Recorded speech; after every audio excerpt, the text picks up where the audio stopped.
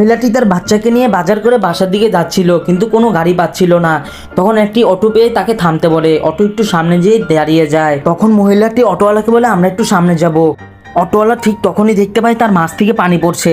তার গাড়ি বলে নষ্ট হয়ে যাবে, তাই গন্ধ বেরোচ্ছে, তাই তাকে নেবে না। মহিলাটি প্রচুর রিকোয়েস্ট করলে কোনো কাজ হয় না। তখন ছেলেটি একটি বুদ্ধি করে মাছটি নিচে রেখে তার মাকে অটোতে উঠতে বলে। তখন ছেলে গিয়েও অটোতে উঠে। তখন বলে মা এবার তুমি বাহির থেকে মাছটি ধরে নিয়ে যাও, তাহলে অটো নষ্ট হবে না।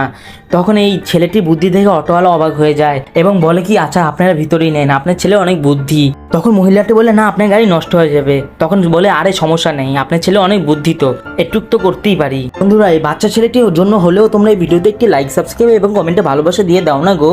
অটোওয়ালা তাদেরকে নামিয়ে দিয়ে তখন চলে যেতে লাগে। তখন পিছন থেকে ছেলেটি ডাক দেয়, বলে দাঁড়াতে বলে তার গাড়িটি পানি দিয়ে পরিষ্কার করে দেয়। অটোওয়ালা তা দেখে অবাক হয়ে যায় এবং ছেলেটির জন্য দয়া করে। ছেলেটিও অটোওয়ালাকে বিদায় দিয়ে দেয়।